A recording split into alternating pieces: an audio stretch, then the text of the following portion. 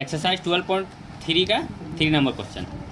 दी गई आकृति में छायांकित भाग का क्षेत्रफल ज्ञात कीजिए। यदि इसमें ए बी सी डी भुजा 14 सेंटीमीटर का एक वर्ग है और ए पी डी तथा बी पी सी दो अर्धवृत्त है। ए बी सी डी क्या है? एक वर्ग है, ठीक है, स्क्वायर है। इसमें क्या किया है, यहाँ पे एक अर्धवृत्त दिया है और इस साइड से एक अर्धवृत्त दिया हुआ है। ए पी डी और बी पी सी दो क्या है? अर्धवृत्त है। और यहाँ पे क्या है? छायांकित भाग। इसका हम लोग को क्षेत्रफल निकालना है। तो ये क्वेश्चन कैसे सॉल्व होगा? तो यहाँ पे देखो एक वर्ग है और वर्ग में ये अर्धवृत्त को और ये अर्धवृत्त को हम लोग क्या कर देते हैं? माइनस कर देते हैं। ये वर्ग में से ये अर्धवृत्त और ये अर्धवृत्त को क्या करेंगे? माइनस कर देंगे, काट के हटा देंगे, तो हमारा ये ला भाग बच जाएगा। और इसी को छायांकित भाग बोलते हैं और इसी को हमको निकालना है।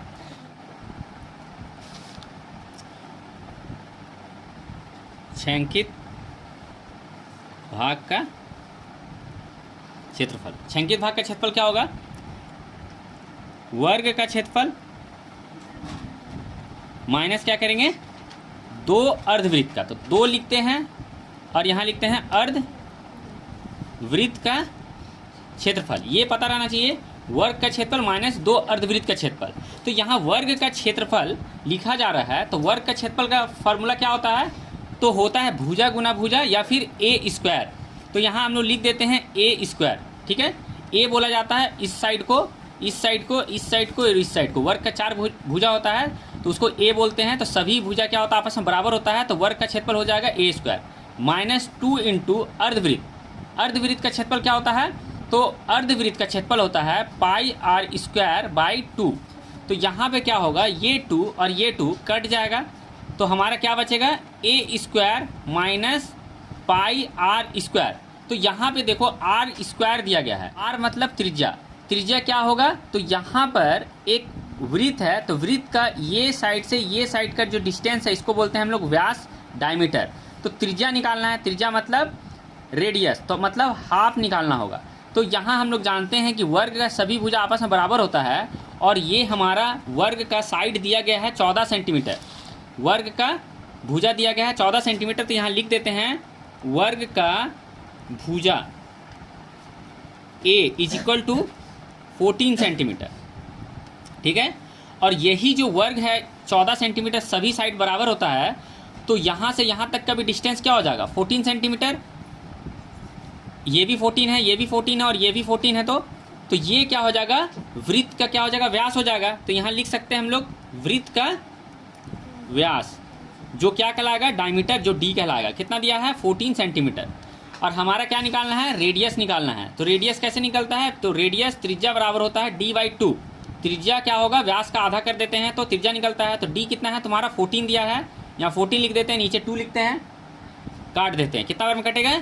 7 बार में। तो ये क्या निकला? 7 सेंटीमीटर हमारा रेडियस निकल गया, वृत्त का त्रिज्या। यहाँ पे वृत्त का त्रिज्या हमारा पता नहीं था, जो कि अभी हमको पता चल गया है। अब हम लोग यहाँ लिखेंगे पाई। पाई का वैल्यू 22/7 होता है और यहाँ दिया है आर स्क्वायर। आर क्या निकला हमारा? 7 निकला। तो मतलब यहाँ लिख सकते हैं 7 इंटू 7, क्योंकि स्क्वायर है और ये 7 कट गया। यहाँ पे हमारा ए स्क्वायर दिया गया है, तो ए का मतलब क्या यहाँ लिखा गया है? 14 सेंटीमीटर। तो यहाँ ले जाते हैं हम लोग, लिख देते हैं यहाँ पर 14 का होल स्क्वायर। 14 लिख के इसका स्क्वायर है तो स्क्वायर दे दिए। 14 का स्क्वायर करेंगे तो क्या आएगा? 196 आता है। और 12 को जब 7 से मल्टीप्लाई करते हैं तो 14 और ये 154 आ जाता है। और 196 में से जब हम 154 को माइनस करेंगे तो क्या आएगा हमारा? 2 और यहाँ बचेगा 42, है ना। 42 सेंटीमीटर स्क्वायर आएगा, जो कि हमारा फाइनल आंसर होगा, ठीक है। आ रहा 42 सेंटीमीटर। तो फिर से एक बार देखते हैं, ठीक है। फिर से देखते हैं, यहाँ दिया गया है दी गई आकृति में छायांकित भाग का क्षेत्रफल ज्ञात कीजिए। यदि इनमें ए बी सी डी भुजा 14 सेंटीमीटर का एक वर्ग है और ए पी डी और बी पी सी दो अर्धवृत्त है। तो यहाँ पे क्या बोल रहा है कि वर्ग है 14 सेंटीमीटर का, तो वर्ग का सभी भुजा आपस में बराबर होता है। ये साइड, ये साइड, ये साइड, ये साइड, 4 भुजा होता है, सभी क्या होता है? आपस में बराबर होता है। तो यहाँ पर ये 14 हो गया, ये 14, ये 14, ये 14।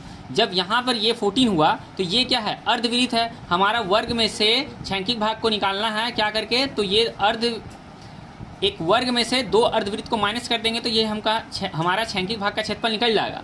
तो यहाँ पर हमारा यहाँ से यहाँ तक डी दिया गया है और डी का हमारा क्या करेंगे, रेडियस निकालेंगे। तो क्या होगा, डी से रेडियस निकालते हैं तो क्या करते हैं हम लोग, डी को 2 से डिवाइड कर देंगे तो रेडियस निकल जाता है। तो यहाँ लिखे हैं वर्ग का भुजा बराबर 14 सेंटीमीटर, वृत्त का व्यास जो दिया था डी 14 सेंटीमीटर दिया था, रेडियस निकाले डी/2 करके, तो डी का वैल्यू 14 लिखे, 2 से कैंसिल किए, 7 सेंटीमीटर आया। छायांकित भाग का क्षेत्रफल का फॉर्मूला लगाएं, वर्ग का क्षेत्रफल माइनस 2 गुना अर्धवृत्त का क्षेत्रफल, क्योंकि यहाँ 2 अर्धवृत्त है। तो यहाँ पे वर्ग का क्षेत्रफल क्या होता है, भुजा गुना भुजा या फिर ए स्क्वायर होता है। तो ए स्क्वायर लिखे, माइनस दिए 2 लिखे, और अर्धवृत्त का क्षेत्रफल क्या होता है, तो अर्धवृत्त का क्षेत्रफल होता है पाई स्क्वायर बाई 2। यहाँ से 2 काट दिए तो क्या बचा, पाई स्क्वायर, और यहाँ बचा ए स्क्वायर। ए का वैल्यू दिया गया हमारा ऊपर में क्या, 14 सेंटीमीटर, तो यहाँ लिख दिए ए का बराबर, मतलब ए का वैल्यू 14 पुट किए, 14 का स्क्वायर किए तो आया 196, और यहाँ पाई का वैल्यू 22/7। यहाँ आर स्क्वायर है तो आर का वैल्यू दिया गया है 7, क्योंकि हम लोग निकाले हैं डी से हाफ करके। यहाँ 7 × 7 किए, 7 7 कट गया, 22 को 7 से मल्टीप्लाई किए, 154 आया, और यहाँ 196 था माइनस के 42 सेंटीमीटर स्क्वायर आया। क्लियर, चलो।